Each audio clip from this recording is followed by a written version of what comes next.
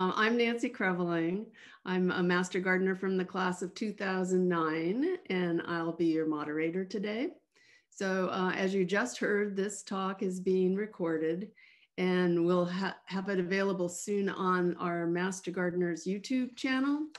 And I invite you to check it out, as well as a lot of our other very interesting presentations.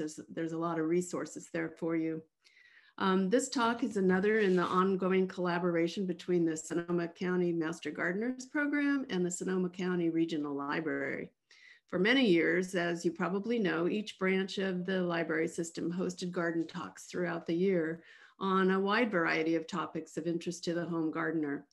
The talks promote the Master Gardeners' ethos of sustainability and science-based information. However, since COVID-19, like many other organizations, we have switched to this online format, and we're pleased to be continuing our collaboration with the library.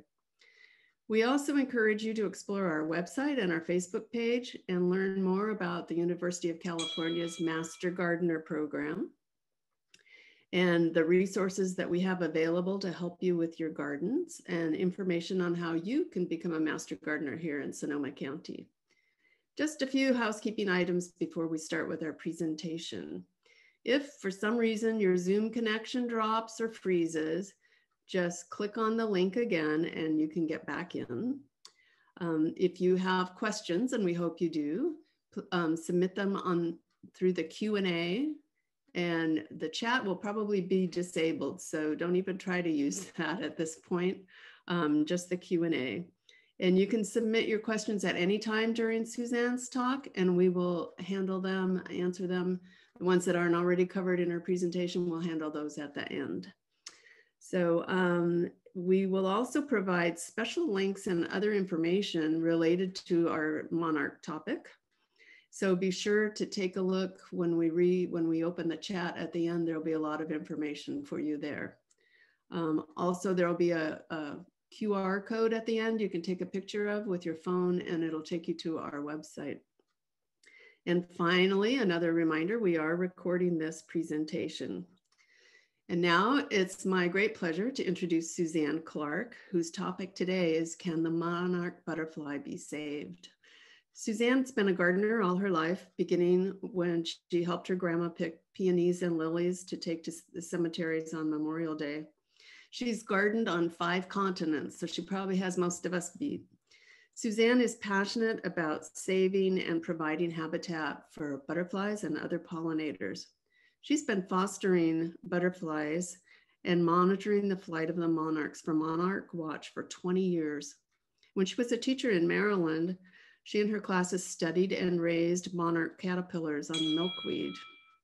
Her gardens on both the East Coast and in Petaluma have been on way stations for Monarch Watch for over 20 years. In 2012, she moved to Sonoma County and became a Sonoma County Master Gardener. She's continued creating wildlife habitats using integrated pest management and encouraging home gardeners to plant native plants to increase the number of beneficial insects and reduce the use of pesticides. Suzanne has a Facebook blog called Sonoma County Butterfly Alliance, and she's a member of the Western Monarch Thanksgiving Count for the Xerces Society. Suzanne, thank you so much for sharing your knowledge with us today. Are you ready to screen share? I am. Thank you very much, Nancy. And let me just get this going. There we go. Can you see it okay? I don't see it yet. Okay, let's just, hold on. I don't know why, but okay.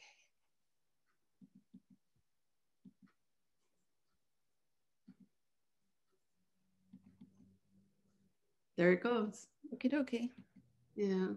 So everybody see it okay? Yeah, it's great. Okay, thank you. Thank you. Can the monarch butterfly be saved from extinction? Well, we hope so, but the challenge is immense and complicated. How are monarchs threatened? Climate change creates living conditions, temperature, and precipitation levels that are unpredictable. Overwintering, habitat loss, and degradation in California and new development near overwintering groves. Loss of milkweed due to habitat conversion and adverse land management. Lack of early blooming nectar plants monarchs need in the spring. Drought conditions in the western United States results in fewer native milkweed plants late in the summer. Neonicotinoids, insecticides, and herbicide use poisons all insects. What is happening to monarch butterflies as the climate changes? Is there anything we human beings can do to help? Yes, we can help. Become a citizen scientist and report your sightings to one of these organizations, and you will find these noted in the notes, so you can just copy and paste them onto your email or whatever. So become a citizen scientist. You could join Monarch Joint Venture, the Western Monarch Milkweed Mapper, which is probably the best for us here on the West Coast. And there's also one called Monarch SOS that you can get on if you have an app. Two geographically distinct monarch populations. East of the Rocky Mountains migrate to Mexico, and west of the Rocky Mountains migrate to Southern California. Because you can see right here in the middle, we have the continental divide, which has been the natural barrier for these two populations for eons. Or perhaps that's not the case. Here is the map from 2016. And citizen scientists helped identify the monarch flight pattern, their reports of sightings, and they're noted by the scientists, and they have found where the monarch has been traveling. The monarch map here is actually a little bit different though. This is 2021, that's this year. Further sightings identified a more complicated pattern for the monarchs this year. So if you see in here, it's really quite fascinating. Instead of the monarchs going just along the continental divide and just going to California or just going to Mexico, there's been a little bit of a movement here in the middle. And scientists say, you know, this is evolution, this is what's happening. And down here, you see the question marks? They're not sure. So there was a report from Southwest Monarch Study in Arizona, and there were 600 citizens who tagged monarchs. And what they found is that the monarchs were flying to Mexico from Arizona as normal, but others were flying to the coast of California. Monarchs are breeding around the state of Arizona and I want you to see that. And some are spending their winter in Arizona, which means those, that little population there is becoming residential. And instead of going to Mexico or California, they're actually spending the winter in Arizona. So where do we start?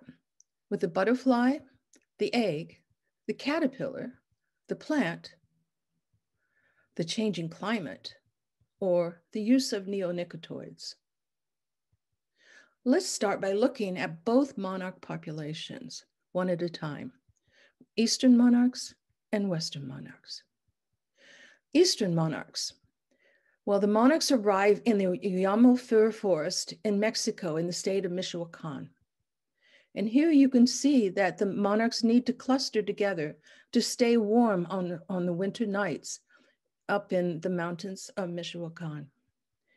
There's only about 73 miles wide of territory at a height of 10,000 feet, with only 12 places that the habitat is correct for the butterfly to survive over the winter.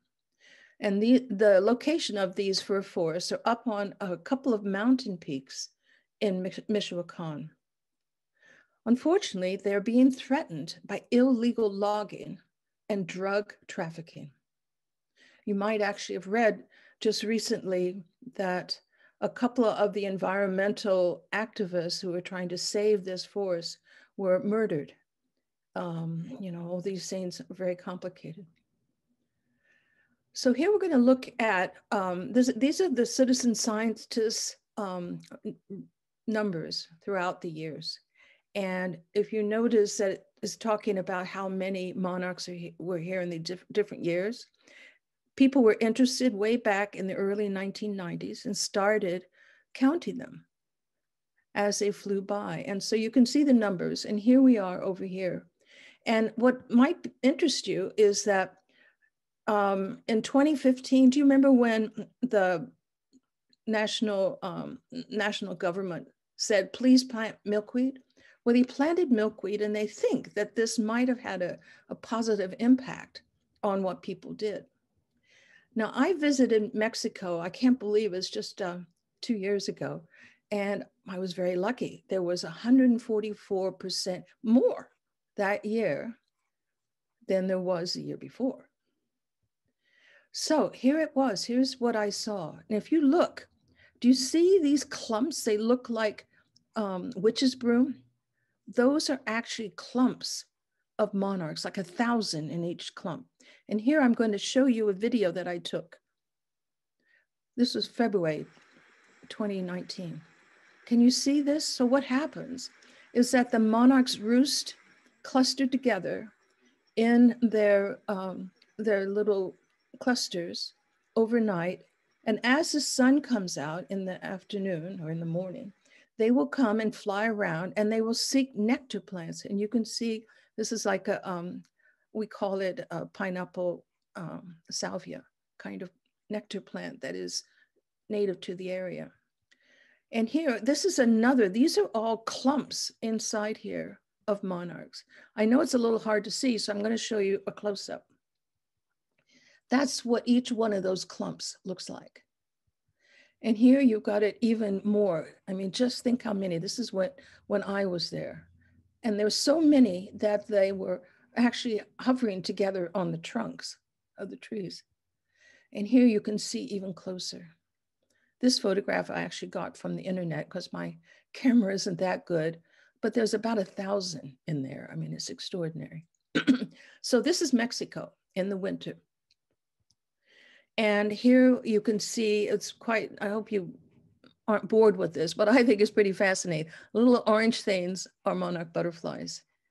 And here is a nice little video. It was quite an extraordinary experience. I was so fortunate. And you wonder why 144%? Well, that was one of the years there weren't so many on the West Coast. And I just have to ask myself that because that was the year that we had all those fires, could they have decided to fly, you know, be forced to fly to Mexico? I don't know. Scientists don't know. There are a lot of questions and a lot of interest in this topic. So something was different that year. This was February 5th, 2019. The conditions, the temperature was warmer than usual. Monarchs were friskier than usual. And here, those little guys aren't dying, they're actually breeding. And this is in February, early February, which is really a whole month earlier than it normally would be. So here's, I think, is just a great picture showing what it looks like when the monarchs come down. And they naturally need a little bit of water, so they sip nectar or sip water from little puddles. So here is a picture, because right now, early February, we found that the eastern monarchs were leaving earlier. They were leaving Mexico. Sorry, I want you to, here we go, because this is pretty fascinating. This is watching the monarchs actually go downhill on their way. So why could this be such a big problem? You know, you think, oh, great, monarchs are leaving earlier. The problem is the milkweed may not have emerged yet. So you have these females full of eggs flying off, thinking, you know, how wonderful it is to be alive, going down and not finding milkweed. to lay their eggs on. And if they don't lay eggs, we won't have caterpillars. We won't have butterflies. So here, this is quite interesting. Can you see this small little, tiny little stubs? Now this was in 2017 from Monarch Watch. And what's so interesting is that the butterfly has finally found some little milkweed to lay eggs. And if you look down here, she actually laid 25 eggs on this little bit. You know, I mean, she's desperate to lay her eggs, and that's all she could find April that year. And April is too late. So what about the Western monarchs? Here are monarchs clustering in the trees in Pismo Beach. And here you can see a lovely cluster where they're all doing what they normally do. And they will roost in eucalyptus trees, what are non-native, in Monterey pines, native but scarce, and Monterey cypress, also native but scarce. Pismo Beach, let's just look at their monarch counts. They count them every year. So just starting with the 1990s to give you an idea, 230,000. Well, jump to 2016, only 28,000. 2017, 12,000. 2018, 3,000. 2019, nearly 2,000. 2020, maybe 200. And what is part of the problem? Well, here are trees cut across the street from Pismo Beach. And they, this was done on October the 12th. Now the monarchs start arriving at the middle of October. And so when they came in 2020, which is last fall, there was no eucalyptus. And so this is an indication of an overwintering habitat destruction. And this was on private property, so the man was entirely within his rights to do it. But nevertheless, the monarchs will come to that location and wonder where they're going to stay for the winter. So another problem is the rapid decline in the West is the extreme temperatures we've been having. I know I was just out a while ago walking my dog and saw a neighbor, and you know, we love this beautiful temperature, but we know it's not good for what's happening. So we've had higher temperatures. And then, of course, without the rain, we have drought, we have fires, we have smoke, and the essential plants are dead, so unavailable for migrating monarchs. So there won't necessarily be the nectar plants the adults need when they come back to their overwintering sites. So here we're going to look at, as Nancy was saying earlier, I am one of the Western monarch Thanksgiving count. And what's been happening is that people from the 1990s started counting the number of monarchs. And you can see this year, oh my goodness, this is the ones we had here on the West Coast. Do you see that? It's about, 1,250,000, say. And so you can see the numbers are staggering. And if you notice, what's interesting is that this is the count for 2020. And you see these numbers, the little zigzag line, well, that's great. But that is the number of sites that have been monitored. So that means the number of people and the locations they've been looking. But when they've gone, they've not seen them. So the number is so critically low this year that they're 0.01% of its historic site size. And here you can see that. And so the number of volunteer monarch counters, though, is at a historic level. Dr. Art Shapiro of UC Davis said during a radio interview, 2018 has been the worst monarch egg laying season ever, but the best milkweed season ever. I have not seen a wild egg or caterpillar of the monarch this entire calendar year, at low elevations. So, so this is quite interesting. He's talking about the monarchs who fly near his area, and he's in at UC Davis. And so what he surmised is that not having enough milkweed was not the problem. So the milkweed was there, but the butterfly wasn't. That's what he's talking about during this period. Now, what's interesting, what's been happening since about, a few years, 2016, the Western Monarch Thanksgiving Counters, who are sponsored by the Xerces Society, and Xerces means Greek, it means insect in Greek, and based out of the northwest of United States. And so here you can see the number of butterflies at Thanksgiving, but this number, the dark brown one, you can see is the number of butterflies during the New Year's count, which is a new thing they've been doing. So they have a Thanksgiving count and a New Year's count. And you can see what the numbers have done. Many disappear during this time. Nobody really knows what happens to them, but they don't really know. But what's interesting, more and more people are interested in counting. So if you look down at the bottom, you can see the Thanksgiving count, the New Year's count, and the number of sites visited. So you can find more about this on the Xerces Society website.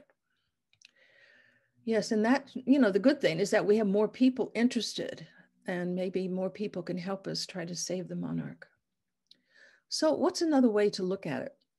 To give you an idea of what the decline in the overwinter populations in the 1980s looks like, for every 2,250 monarchs there, right now there's only one today.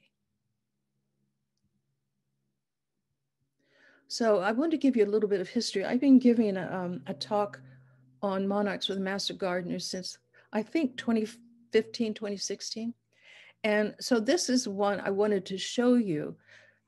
Here you can see the map of how many monarchs there are on the East Coast.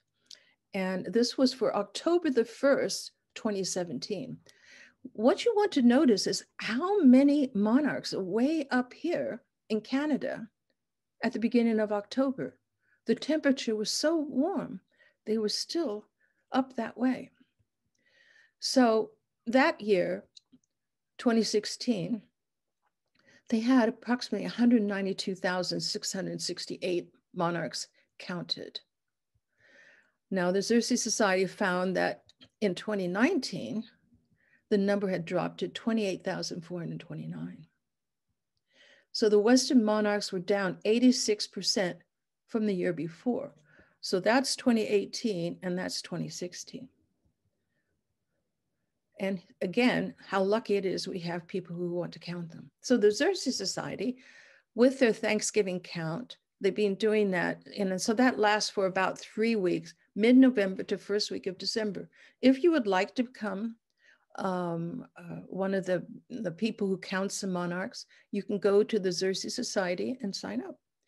So there's also a group that count, as I say, for the New Year's count for 2 weeks, from late December to second week of January.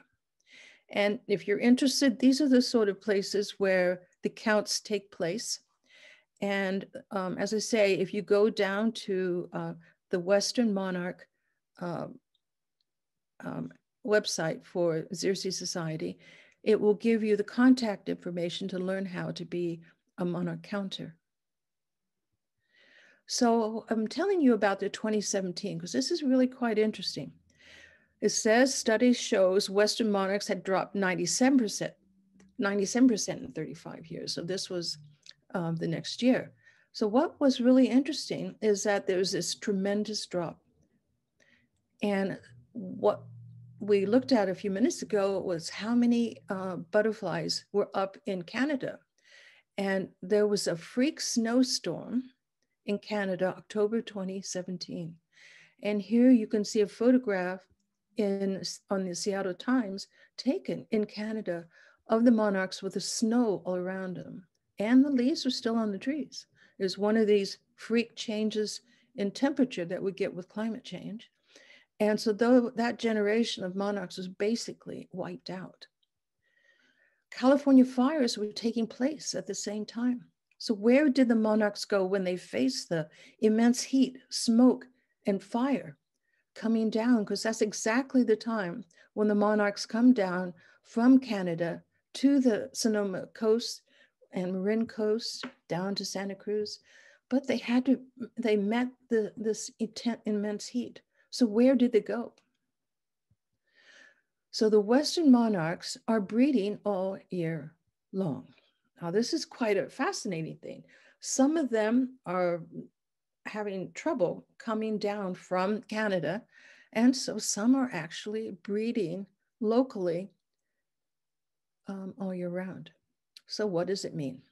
The Western monarch population is breeding all year long. So that means that's an actually strange thing, because the monarchs have no ripe sex organs when they emerge from their chrysalis in the October period.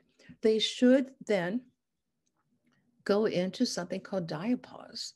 And diapause is when the monarch does not have ripe sex organs. When he comes out in October, November, he overwinters in the cluster with his friends and his family. And he overwinters there, comes out during the day to sunbathe and get a little bit nectar, and then goes back over winter. And this usually goes on till early March. And then magically their breeding starts. So they should not have it. So what, I will say it again, because I find it pretty astounding that the monarchs that emerge in the late fall do not have ripe sex organs. They should be going through diapause. So what would be the long-term effect of monarchs breeding all year long? The answer, the Western monarch population would become residential in nature, not migratory, just as we saw in Arizona. So what do scientists think is happening? Climate change. How did we get here? Well, you know, the Holocene epoch began 12,000 years ago at the close of the Paleolithic Ice Age and continues today. But there are some scientists who believe that we are now entering a new geologic epoch called the Anthropocene, which means the age of man. Anthropocene, a worldwide increase in ecosystem distress syndromes, is matched by a corresponding increase in human distress syndromes. In other words, humans' influence on the planet is so profound and terrifying, it will leave its legacy on the planet for millennia. Anthropocene is a word coined by the Nobel Prize-winning atmospheric chemist Paul Crutzen in 2000. And the final decision whether the new epoch is made official will be made by the International Commission on Stratigraphy.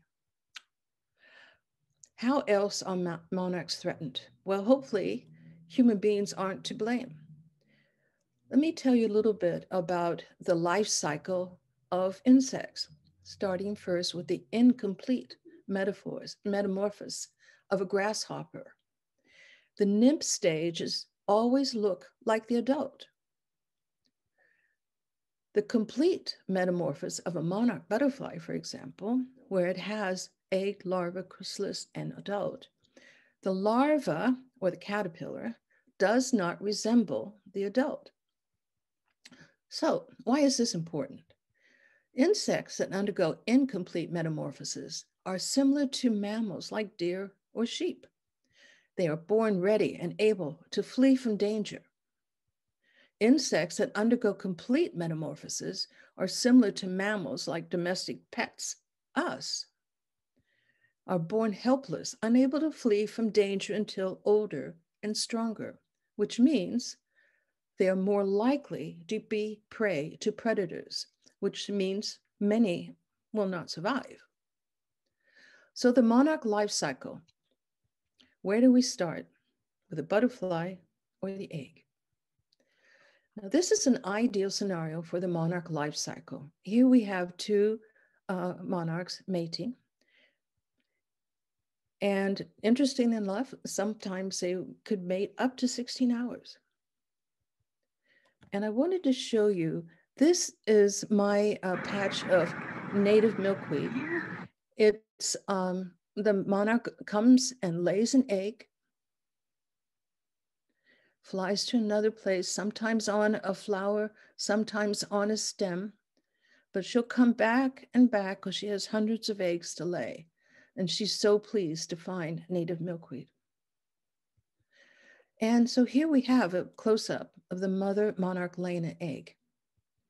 And in about 3 days, a tiny black dot appears, and the head emerges, and the caterpillar exits its egg case.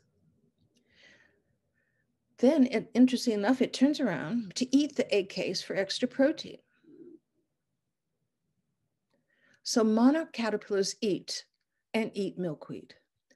And the milkweed contains a toxin that protects monarchs from many natural enemies. The caterpillar eats more and more milkweed, and it grows. After it gets a little bit bigger, it cannot fit in its skin, so it molts and moves into a different size. 1, 2, 3, 4, 5, 5 instars. That's what they call the different molting stages for a monarch or for caterpillar. At the 5th instar, in about 10 to 14 days, it's amazing. The whole life cycle of a monarch from egg to butterfly is just under a month. So in about 10 to 14 days, it's quite interesting. You'll see here, the caterpillar is looking for a safe place to go into a chrysalis. And when it looks for a place, it looks for a place where it can open itself up. And when it actually becomes a butterfly. So here are the last stages of the monarch life cycle. So we have, here's a monarch wanting to find a place. He's looking for a place that when he drops like this, he'll be able to go into a chrysalis so that when he opens up, he will have enough room to have his wings go into full shape. Here we have a caterpillar going to a chrysalis. I'll show you more about that in a minute. And here we have another picture. So these, I have had monarchs doing this for many years. It's absolutely fascinating. So here, my dear friend Vicky gave me this video that shows a very quick picture of the monarch going from the J shape, we call it, whoops, sorry, missed it, into a chrysalis. Now, here we go. You see how it's so fascinating. So inside of the caterpillar is the chrysalis, that green chrysalis. You can see the stripes where the caterpillar lines were before. And so what happens is that unlike a moth spins a cocoon, but a monarch goes into a chrysalis, not a cocoon, because the chrysalis is inside the caterpillar. So it's a different situation. So here we have that beautiful monarch caterpillar. And you see the green or the gold dots on here. It's very beautiful. After 12 days, you will see this is the monarch the day before it's going to open up. And I know that that's what's going to happen. And what happens, you see these wings here? They just crack open the chrysalis and the monarch will come out. And this is what the monarch chrysalis looks like when it's empty. All of the caterpillar that became a butterfly comes out, and again, it leaves its skin behind. So I'm going to show you this fast one. Here's the monarch. The monarch is going to drop out of the chrysalis. You can see it broke the chrysalis skin with his wings. And then it has to very carefully drop because obviously it doesn't want to fall to the ground, which happens. And if that happens, it'll probably be eaten by a predator. So he has to, he's going to carefully come out so that he can catch himself on his chrysalis or on the screen that's there. Excuse me, Suzanne, we're halfway. Thank you. And there you can see how the chrysalis comes down. The you can see the large abdomen. You can see that's the proboscis, large abdomen, and the wings are tiny. So the monarch will lie there or will hold on to that chrysalis until he can pump the fluid out of his abdomen into the wings. And remarkably, it actually will take only a few minutes, but he'll have to stay in that position until the wings harden. Here is a nice one that Vicki took and shared with me, and you can see it in a quicker way.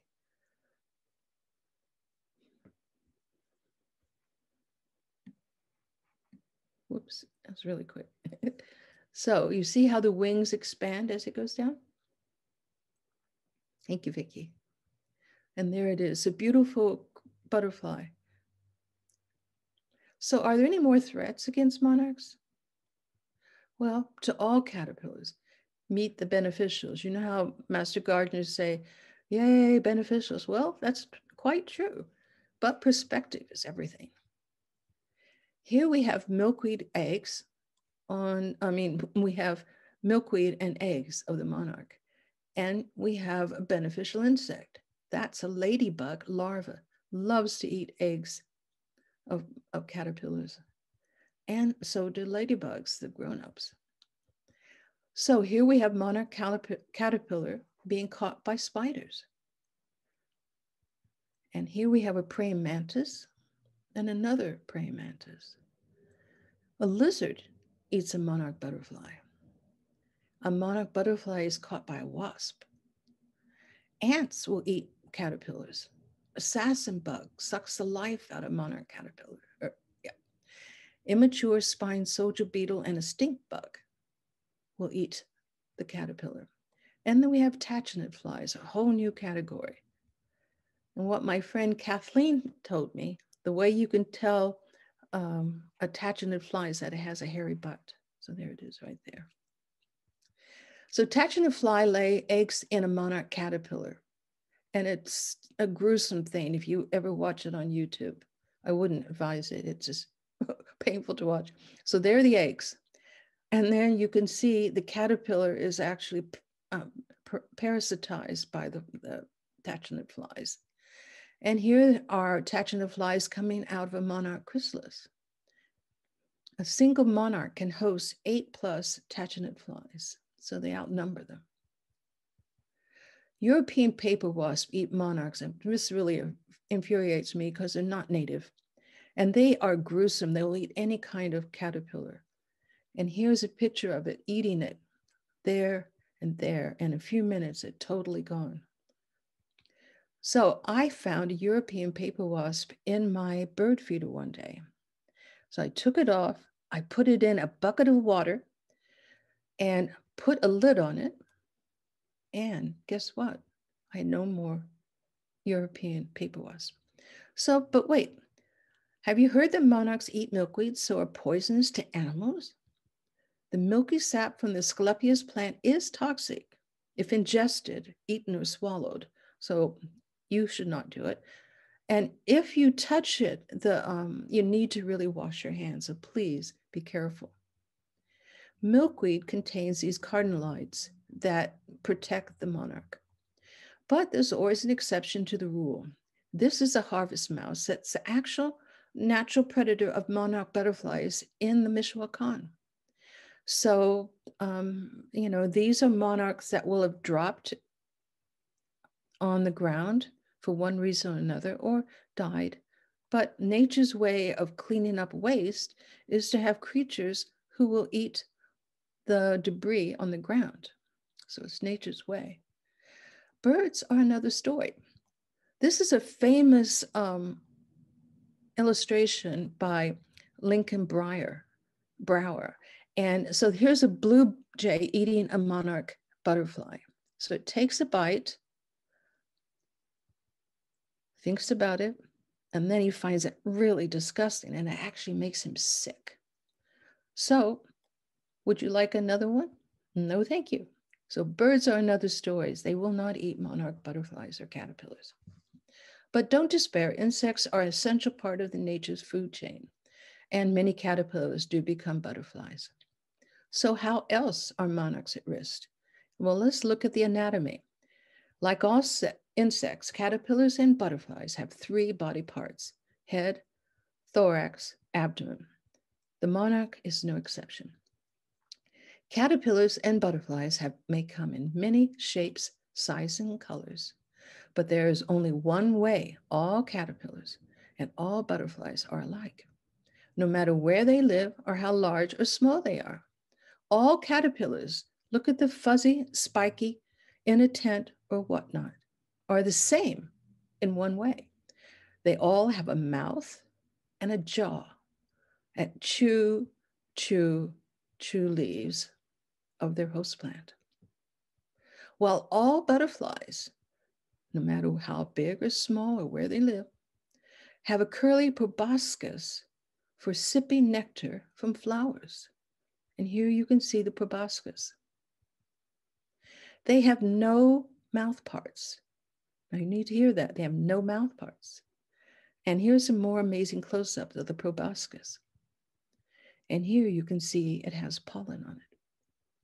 So if the anatomies of caterpillars and butterflies are so very different, then it makes sense that they eat different foods. And that's what they do. The challenge is butterflies require specific host plants for their caterpillars to feed on. So this means that if the butterfly needs to find milkweed, but what if the mother monarch with an ovary full of eggs does not find her specific host plant, milkweed? There will be no laying of eggs, no new caterpillars, and no new butterflies. The mother will die with her ovary full of eggs, which just breaks my heart. So if butterflies only lay eggs on specific host plants, how do we know which plants they need? Well, don't worry. This is where we, master gardeners, can help. Wherever there's milkweed, there will be monarch butterflies. But it isn't just as simple as that. Do you remember I said the situation with the monarchs was complicated? That's because there is a controversy. The controversy in the scientific community, will monarchs eat any milkweed? Does it make a difference which milkweed monarchs eat? Well, good news. Monarchs will eat any milkweed.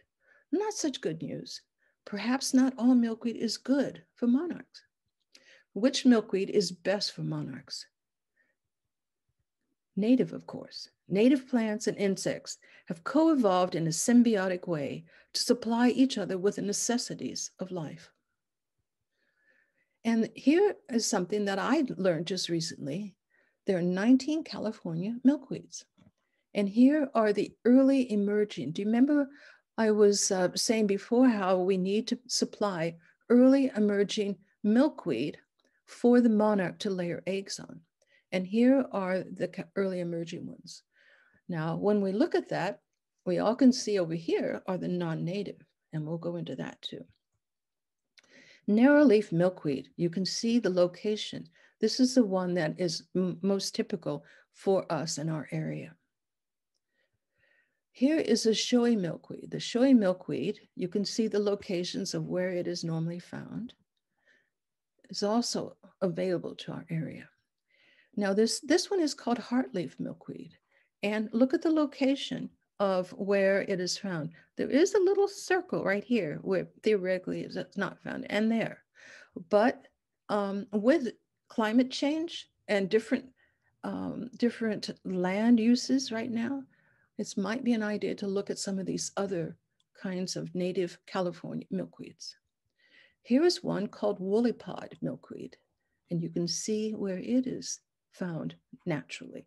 So that means you can go out into fields or in the meadows, and you might see these. In fact, we're looking for people to help find where these native sources are. And here is another native milkweed, the California milkweed. And here is another, and this is different from the other. This is woolly milkweed, the other one was woolly pod. You can see it is actually quite widespread. So non-native or popular milkweed in Sonoma County: butterfly weed, balloon milkweed, and tropical milkweed. Is tropical milkweed killing monarch butterflies? Tropical milkweed does not always die back in winter, especially in Southern California, which means that it can allow pathogens such as a widespread protozoan parasite, such as OE, and there you can read the long name, which infects the milkweed plants and transmits it to butterflies who visit the infected plants. It could cause monarchs to break diapause, disrupting their migration and normal life pattern. This could mean we could have more residential monarchs and fewer migratory ones. Is this what we want? This is now happening in Florida, Southern California, and beginning now in the Bay Area. In fact, you can find residential ones in the Berkeley area. So monarchs are susceptible to this microbial parasite referred to as OE. OE spores look like little footballs next to the scales of the monarch butterfly. And this is what OE can do to monarchs. So breeding, repeated breeding on the same plant can result in a buildup of an infective OE on the foliage. This picture is taken in Southern California. So it's not cut down and it just goes to seed and breed and breed and breed. And the problem is that any monarch caterpillar feeding on that plant could be infected and breeding fails because it will die. Or any monarch butterfly visiting the plant could become infected with OE and then spread it onto another, perhaps healthy plant. So you could have a healthy plant and a butterfly infected with the OE could come and infect it. So this happens mainly on tropical, but it could possibly happen on California milkweed too. So Art Shapiro, who's distinguished professor of evolution and ecology at UC Davis, and as master gardeners, we do listen a lot to what UC Davis tells us.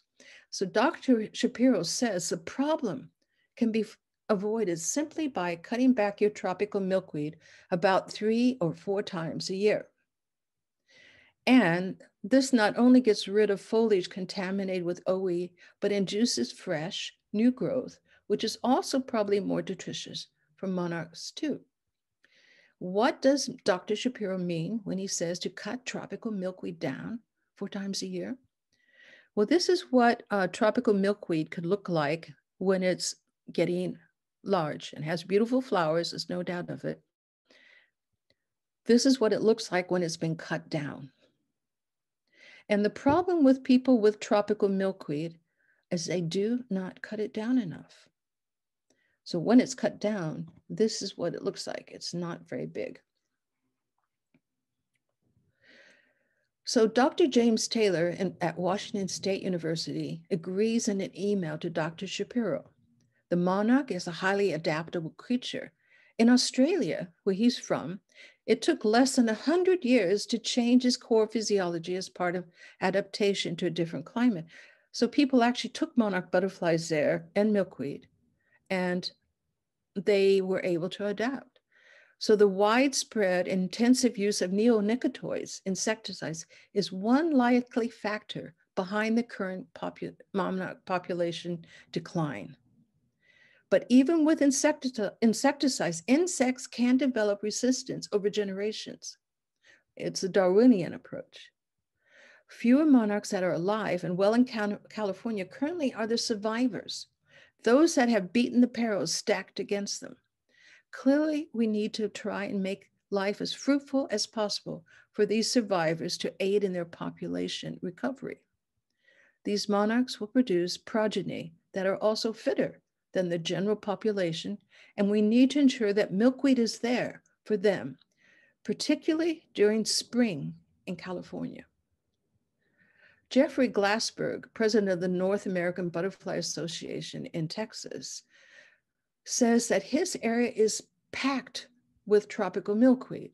So they have the migrating monarchs coming from Mexico, and their very, very first stop is Texas.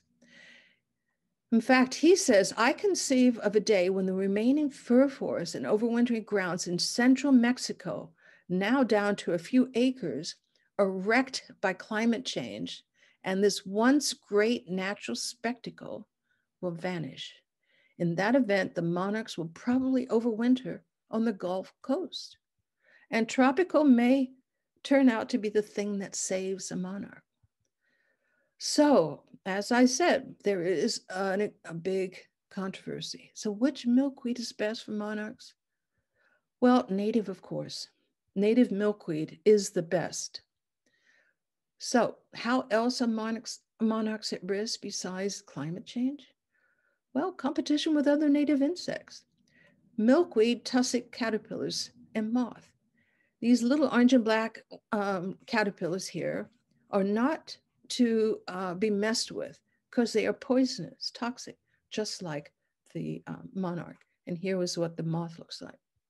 And the problem is if you see that the mother will lay masses of eggs, and so that mass of eggs becomes masses of caterpillars, and they will then deplete the milkweed. And so they are a competitor with the monarch by eating so much milkweed. Some milkweed pests are around, and I'm sure anybody who has milkweed knows the oleander aphid. And it's called oleander aphid, but you don't see it so much on oleander, you see it on milkweed. And so here you also have milkweed bugs. These are actually a problem. Sometimes monarchs can be infected with whitefly, thrips, spider mites. But what is a pest? These are milkweed bugs who have actually cleaned up all the OE spores on that milkweed. So there's Mother Nature on the case. But how to remove pests without pesticides? Monitor the milkweed. Get rid of the little oleander aphids as soon as you see them. Squish them. Spray with herbal soap, but wash off the soap if you would like the caterpillars to eat your milkweed, because the mother won't lay eggs on soapy milkweed. How to prevent many milkweed pests? Spread out milkweed patches. So this is milkweed here in the middle, but we have other native plants around it. Intersperse milkweed with nectar plants to attract the beneficial insects to eat the oleander aphids. Cut back heavy pest infestation to stimulate new growth and to reduce the likelihood of attracting OE.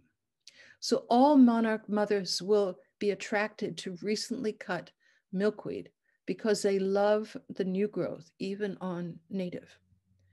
So the Xerces Society says the top 5 actions to help save Western monarchs: protect and manage California overwintering sites, restore breeding and migratory habitat in California, protect monarchs and their habitat from pesticides, protect, manage, and restore summer breeding and fall migration monarch habitat outside of California.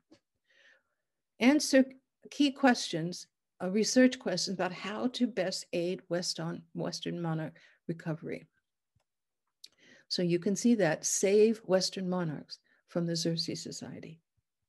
To protect and manage California overwintering sites, and here, these are the beautiful sites where you can see them overwintering.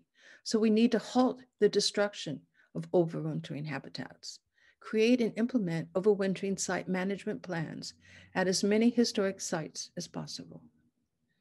Restore breeding and migratory habitat in California by planting nectar species early in the spring for flowers to provide critical nectar resources for the monarchs who have been overwintering. Plant California native milkweed, especially early emerging ones. Protect monarchs and their habitat from pesticides. Halt all cosmetic use of pesticides. Push to suspend the neonicotinoids in the commercial production of milkweed plants. Native beneficial insects are an excellent conservation control, and so we need to have a lot of nectar plants for them.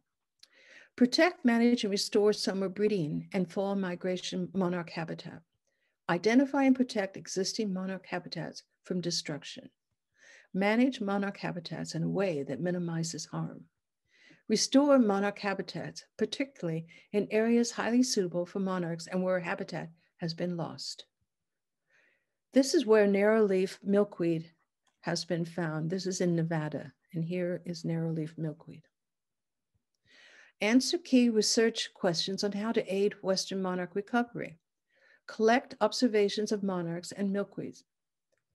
Research at overwintering sites, suspend early spring breeding sites to understand when monarchs are leaving their overwintering sites and their health, mating status, and the milkweed phenology. So phenology is the study of periodic plant and animal life cycle events and how these are influenced by seasonal and interannual variations in climate, as well as habitat factors, such as elevation. So as the climate changes, the plant life will change, the animal life will change. And one of my favorite examples is, I used to live in DC, and the Baltimore oriole is no longer found in Baltimore. It now lives further north. And all of that is due to climate change. And we have the same thing here on the West Coast. So become a citizen scientist. Become a citizen scientist and report your sightings to one of these organizations. And these you will find in the chat. Monarch Joint Venture, Become a Monarch Way Station, Western Monarch Milkweed Mapper, and Monarch SOS. And as I said, the Western Monarch Milkweed Mapper is the one that you can find on iNaturalist. It is, and that's all in your links. So here we are. This is what it looks like, the Western Monarch Milkweed Mapper. You can find more on the Xerces Society. If you see a monarch, take a picture. Don't worry if it can be far away or blurry. And then report it through the following options, making sure you include time and location. Here they are again. iNaturalist, go to the Apple or Android app, which is free, and you can download it. The Western Monarch Milkweed Mapper, or email it to the Monarch Mystery at wsu.edu. This is Washington State University, where Dr. James is, and he actually tags monarchs. And if you happen to find a monarch that has a tag on it, a little circle, you will be able to find out where it should be reported. So how you can help. Urge plant nurseries to avoid selling plants sprayed with neonicotinoids. Do not buy monarch caterpillars to mass breed monarchs, as this practice could easily transmit disease. Plant native milkweed for monarch caterpillars. Plant early flowering nectar plants for monarch butterflies leaving overwinter sites. Create wildlife corridors to link habitats through human development. Encourage public land managers to create a wildflower butterfly habitat near agricultural fields.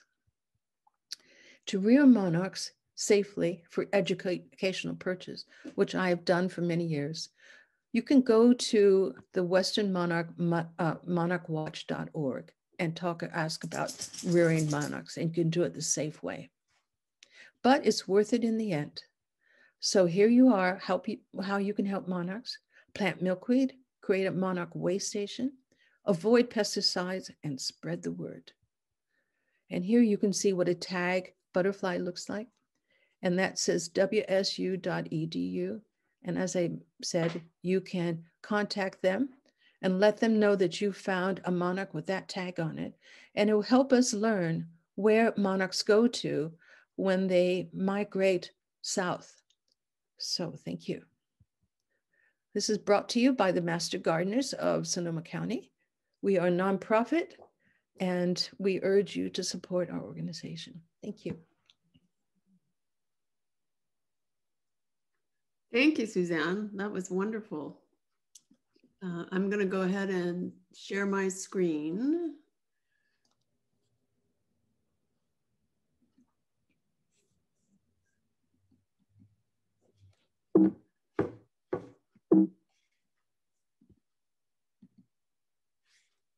Okay, so I just want to remind people, if you have questions, please enter them in the Q&A and we'll read them to Suzanne. In the meantime, while we're waiting for questions, I just wanted to let you know that we have several other Zoom activities. We have Veggie Happenings, the second Tuesday of each month. The next one is next Tuesday, and the topic is everything about tomatoes. We also have Ask a Master Gardener, the fourth Wednesday of every week. And that's basically, you can send in your questions ahead of time when you register, or you can ask questions live to the Master Gardeners who are there. We're all, and both of those require registration. If you click on the QR code here, it'll take you to our website so you can register. We're also having 2 pop-up succulent sales, one in Healdsburg, one in Petaluma. So check out our website so you can find out which one is most convenient for you. Our information desk is operating through COVID, and you can submit your questions and pictures of your questionable plant to the mgsonoma@ucdavis.edu. And there's also a link to that on our web page. And then of course we have a calendar with all of our events on it on our web page as well. Okay, so let's see what questions we have here. All right. So one of the attendees wants to know, what is the best way to grow milkweed? Should I get seeds or should I buy plants? You know, it's a very good question, actually. It's actually ironic that native milkweed is so hard to grow from seed. There's so many people who've had trouble doing that. Once you have it, you know, it can be quite prolific. But I, you know, urge you to get seeds, and if you are good at it, Larner Seeds is one place you can go to that has really truly native seeds. And the way, I mean, on the East Coast, I used to do it more than here, because I bought my original one at Cal Flora, but I believe mostly natives can sell it. And in fact, I encourage the master gardeners to start growing native milkweed by seed, because there's such an enormous interest in it. People are trying to buy it all the time. So I think try your luck with seeds. What I've done is I've had a pot that I put soil in. I sprinkle the seeds on top. I cover it with like leaves. And I do this, say, in about November. And I leave it outside over winter. So it just is like it's in a piece of ground. And then with any luck, your seeds will come up. You know, it should be, you know, you water it maybe the first time and then, you know, put it outside and hopefully they will grow. But otherwise, getting it from a nursery is the way, unfortunately, to start it. But it is a good question, and we need more people planting seeds. So thank you for the question. So there's a related question. It says, I have trouble getting my native milkweed plants to propagate themselves year to year, although my other native perennials are growing quite well. Any secrets there? Well, I don't know. I mean, I think if you have it, well, you should water it if we don't have water, like in the winter. And to get mine started, I'll tell you, I gave it a little bit of water. And if you look at the description, just look at the description of those ones that I showed you. Those are from the Xerces Society. And if you look at it, it talks about like the fascicularis, which is the most popular one. It actually says it likes moist conditions. So because of that, I gave mine water the first year, because you know how we've had such a drought. And mine is thriving and is going, you know, it goes all over the place.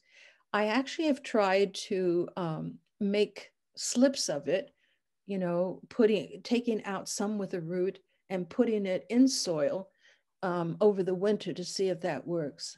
And I have had success. It's not easy, but I have had some success on that. But it should, you know, if you've watered it like your other plants, it should continue coming up every year. Mine does. Oh, you're talking about native. I guess you're talking about native milkweed. Yeah. Yeah. The tropical milkweed I give you can be more successful. If you have tropical milkweed, and it's not against the law to have it, it's just native is better. If you cut it down, but if you let it go to seed and the seeds drop, chances are it will come up. And you can try the same thing with your native milkweed. Let it go to seed and drop its seeds naturally. With any luck, they'll come up. But I've had more luck with the rhizomes. So, you know, this is, you know, the monarch situation is challenging. And part of it, as you see, is that we don't have enough milkweed. And the milkweeds that we have, in fact, they have one of the apps, it's called Milkweed Mapper, where you can take a photograph and identify where you found native milkweed. It's just really quite scarce at the moment. Okay. Jim has a question. Are the eastern monarchs threatened as well? Could the western monarchs be moving to the East Coast? Well, I mean, this is a good reason why I believe in tagging, and Dr. James in Washington State does. And on the East Coast, where I used to live, classroom teachers used to tag monarchs, and you know, people would find out where they went when they went one way or the other, and it helps to help find the answer to that. That's citizen science.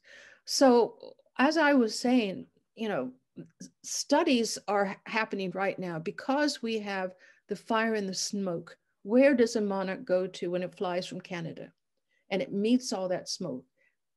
Chances are it doesn't go over the ocean and probably goes more inland. And who knows where it goes unless it's been tagged? There's no way of knowing. And that's why citizen scientists making reportings of sightings of butterflies, and especially if it has a tag. So that, you know, we don't know. That one year I was down there, there was 144% more.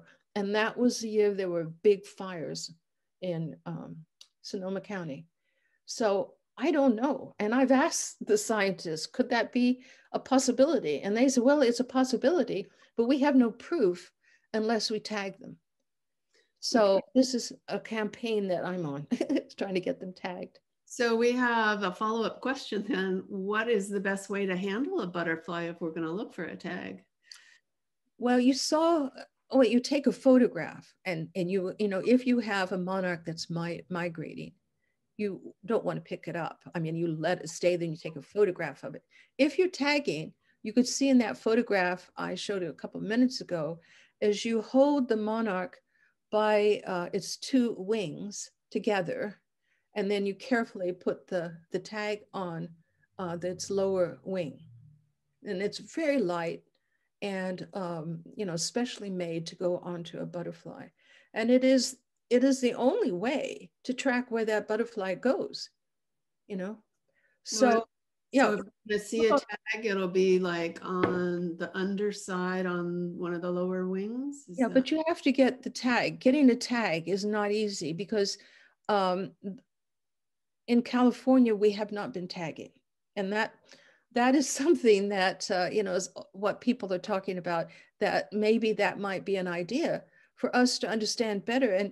And that's why it's really wonderful that Washington will tag them, because they're the ones who are like at the starting of migrating south. So I've never seen a tagged butterfly in Sonoma County, but obviously they must be here, and that's how we find them. So if you go to Dr. David James' website, and at Washington State University, if you say Dr. James Monarchs, you'll probably get to it. And you can see how he has been doing the tagging. And maybe we can get that in California. That would be good. Okay.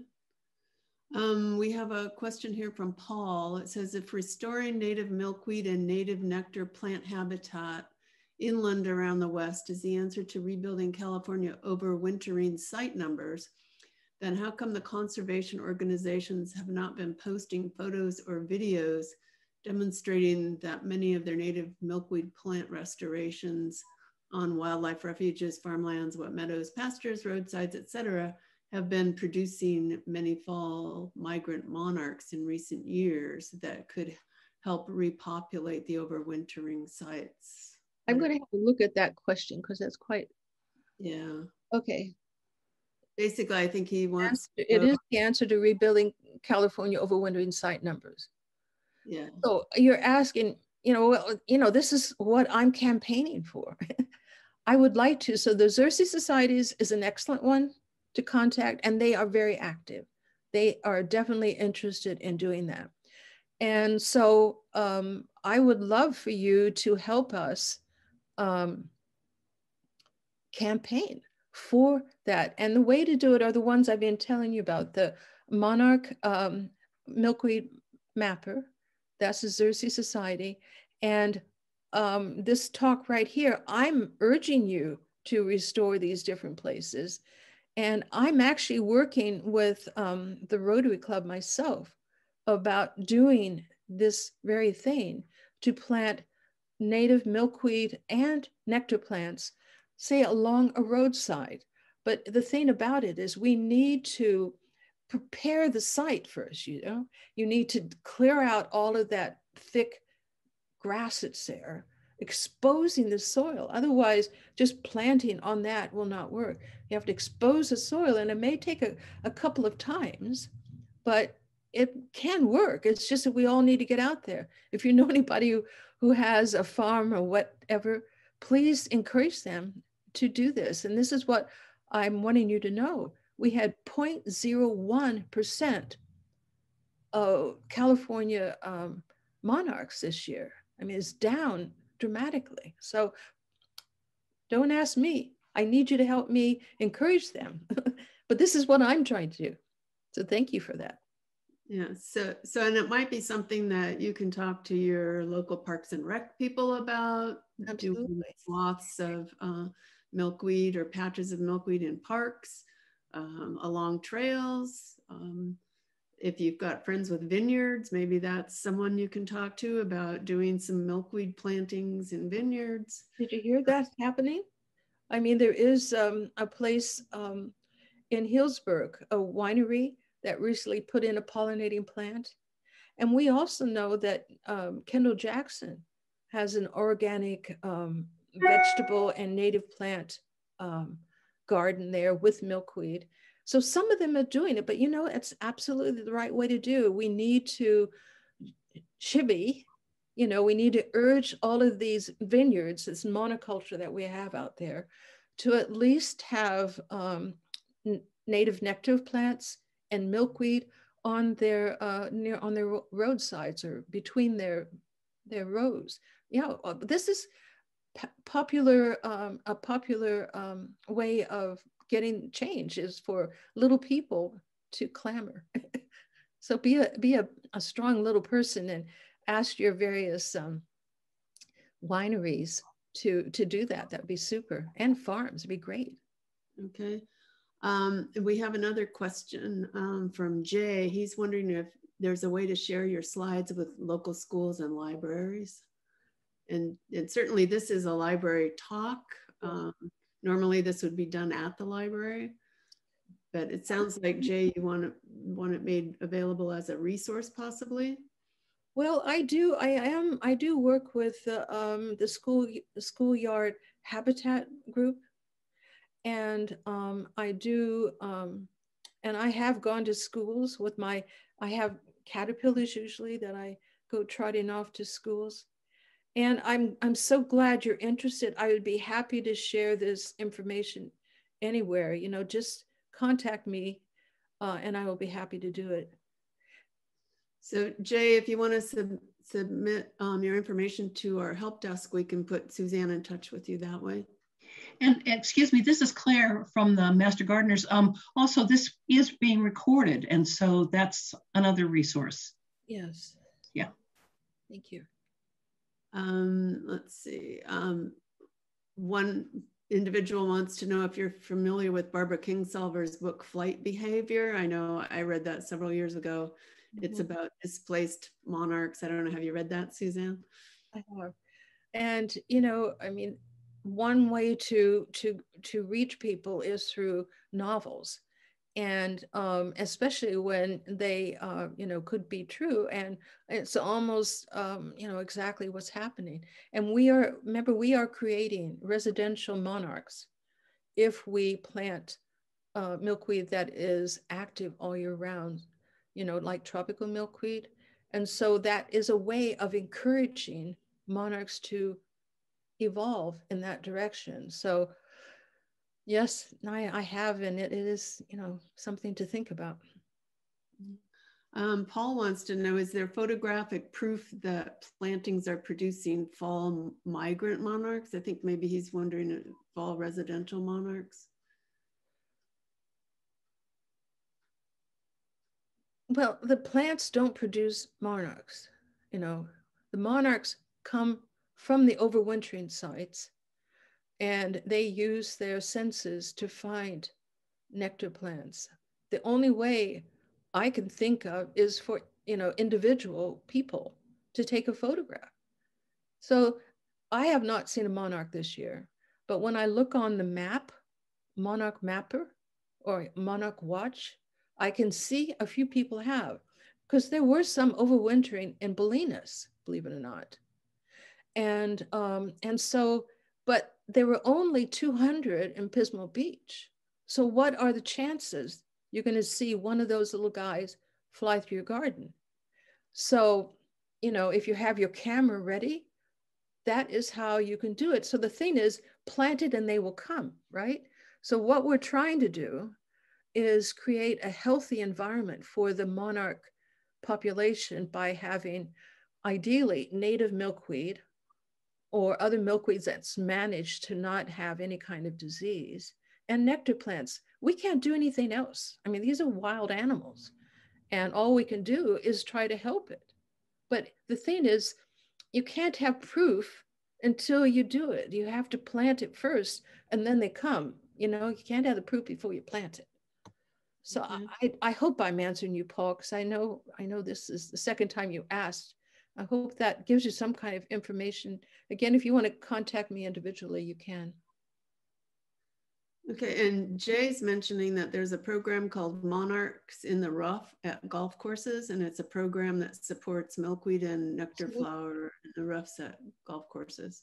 So if you're a golfer, you might want to mention that to your golf course folks. Absolutely, absolutely. And you know what is so wonderful is if we, you know, that's why I really like the idea of the Monarch Milkweed Mapper, because we need to consolidate our information and consolidate our success stories.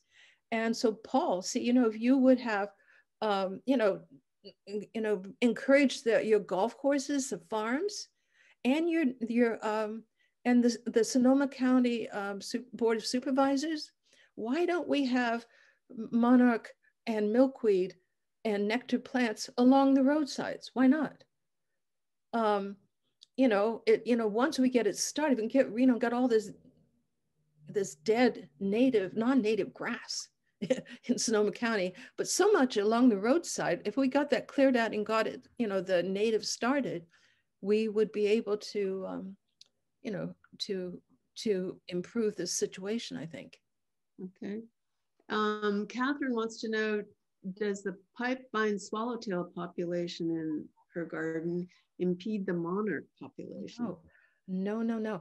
Actually, it's really quite great. You know, I do other talks on pipevine swallowtails too.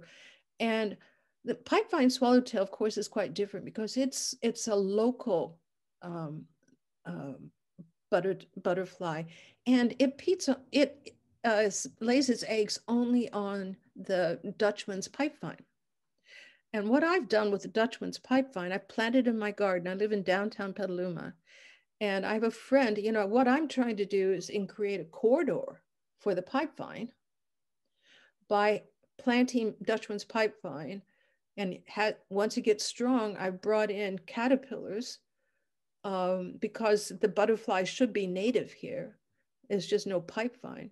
And a lot of people in my area are doing the same thing. And so we are having pipevine swallowtails come out of the chrysalis, and we are encouraging them to become local. So I think that is a great way of fixing that. So, but, communicate. And then, by the way, look at my Sonoma County Butterfly Alliance on Facebook. And that's one way to contact me. But we try to link each other with our success stories and how we can help, like create these wildlife corridors. Great. Catherine also wants to know, does the National Butterfly Center in Texas help with the monarch problem? Well, that's a good question. And and that's why I say it's complicated and controversial. Some people will say, well, maybe you'll have monarch butterflies, but you will not have necessarily the migratory monarch butterfly. So again, it's human beings interfering with nature. So what they're doing, they may be helping their local butterflies, the monarch butterflies, because they provide the tropical milkweed. Hopefully they maintain it so it doesn't get OE. But, it will help the butterflies they have, but it may interfere with the migratory nature of the monarch butterfly. Okay. Okay. So Jay left his email for you. I'll copy that out and send that to you. Yeah. And then what are the best early nectar plants for Sonoma County? Well, that's a good question. And I, because my talk is quite long, I had to shorten some of that. But some of the best ones are yarrow. You want early flowering ones. So you look at the manzanita. The manzanita flowers over the winter. Rebus sanguineum, the flowering currant, is a good one that flowers over the winter and is a great nectar plant for all of them. But then as the season goes on, because you want the early ones to start off with, but the penstemon is fabulous, the different salvias, so many wonderful salvias. And,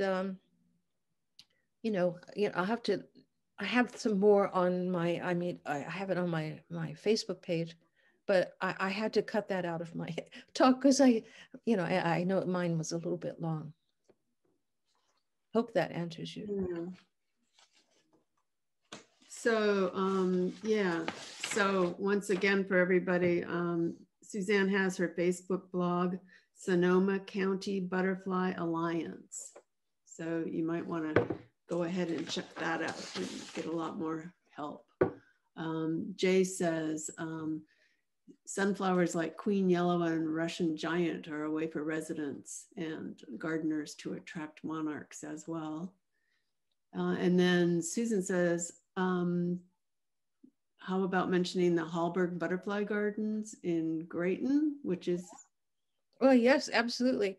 Hallberg is fabulous. And, and it was the home of the pipevine swallowtail for so long, has so many different types of butterflies. It's one of my favorite places to go.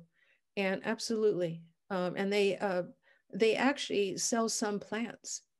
And, pipevine, for example, which is, not always easy to find.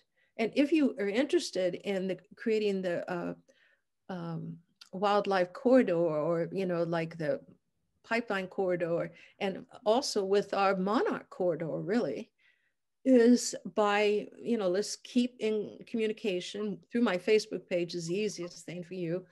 And, or also, you contact, as Nancy said, contact the master gardeners and they will give you my email address.